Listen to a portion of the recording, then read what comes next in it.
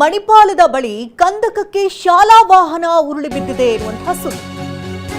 ಉಡುಪಿಯ ಮಣಿಪಾಲದ ಕೊಡಂಗೆಯಲ್ಲಿ ಘಟನೆ ಸಂಭವಿಸಿದೆ.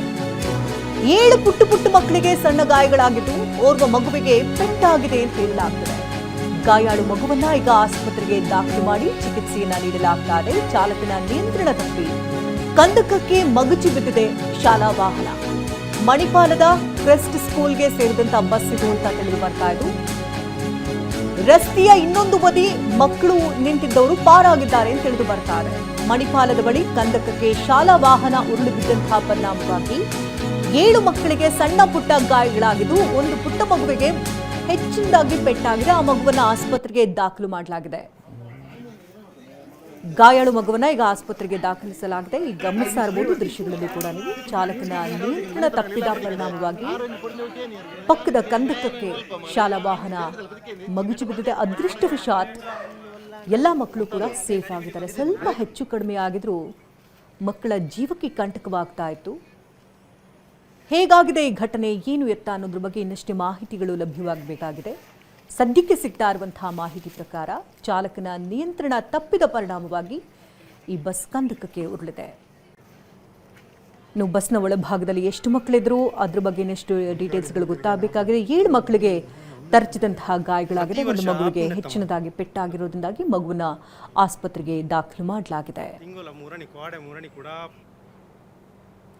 ಈ ಬಗ್ಗೆ ಇನ್ನಷ್ಟು ಡೀಟೇಲ್ಸ್ ಅನ್ನ ಪಡ್ಕೊಳ್ಳೋಣ. ದೂರವಾಣಿ ಸಂಪರ್ಕದಲ್ಲಿ ಪ್ರಜ್ವಲ್ ಇದ್ದಾರೆ. ಪ್ರಜ್ವಲ್, ಘಟನೆ ಬಗ್ಗೆ ಹೆಚ್ಚಿನ ವಿವರ ಕೊಡೋದಾದ್ರೆ.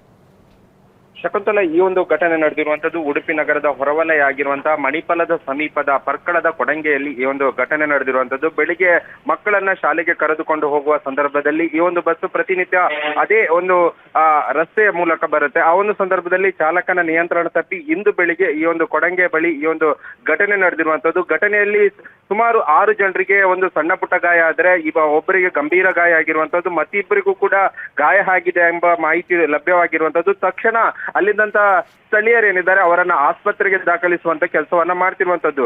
ಈ ರಸ್ತೆಯ ಬಗ್ಗೆ ಸಾಕಷ್ಟು ಬಾರಿ ಜನಪ್ರತಿನಿಧಿಗಳಿಗೆ, ಅಧಿಕಾರಿಗಳಿಗೆ ಮನದಟ್ಟು ಮಾಡುವಂತ ಕೆಲಸವನ್ನ ಅಲ್ಲಿಯ ಸ್ಥಳೀಯರು ಮಾಡ್ತಿದ್ರು. ಆದ್ರೆ ಅಧಿಕಾರಿಗಳ ಅಥವಾ ಜನಪ್ರತಿನಿಧಿಗಳ ನಿರ್ಲಕ್ಷ್ಯದಿಂದ ಈ ಘಟನೆ ನಡೆದಿದೆ ಅಂತ ಸ್ಥಳೀಯರು ಆರೋಪ ಮಾಡ್ತಿರುವಂತದ್ದು. ಯಾಕಂದ್ರೆ ತುಂಬಾನೇ ಒಂದು ಅಪಾಯದ ಸ್ಥಿತಿಯಲ್ಲಿ ಇದ್ದಂತ ರಸ್ತೆ, ಅಲ್ಲಿ ಪ್ರತಿನಿತ್ಯ ಶಾಲೆಯ ವಾಹನಗಳು ಪ್ರತಿನಿತ್ಯ ಸಂಚಾರ ಮಾಡುತ್ತೆ.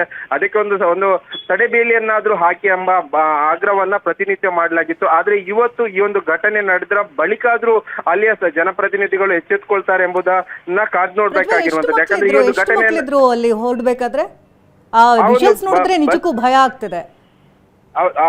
ಹೌದು, ಖಂಡಿತವಾಗ್ಲೂ ಶಕುಂತಲ. ಆ ಒಂದು ಬಸ್ ನಲ್ಲಿ ಸುಮಾರು 15ರಿಂದ 16 ಮಂದಿ ವಿದ್ಯಾರ್ಥಿಗಳು ಇದ್ರು.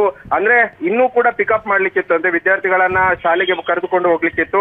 ಆದ್ರೆ ಅದೇ ರಸ್ತೆಯ ಮೂಲಕ ಹೋಗುವ ಸಂದರ್ಭದಲ್ಲಿ ಇನ್ನೂ ಹೆಚ್ಚಿನ ವಿದ್ಯಾರ್ಥಿಗಳು ಮುಂದೆ ಅಂದ್ರೆ ವೇಟ್ ಮಾಡ್ತಿದ್ರು. ಆದ್ರೆ 14 ಮಂದಿ ಇದ್ದಿದ್ರಿಂದ ಸ್ವಲ್ಪ ಮಟ್ಟಿಗೆ ಕೆಲವರಿಗೆ ಮಾತ್ರ ಗಾಯ ಆಗಿರುವಂತದ್ದು.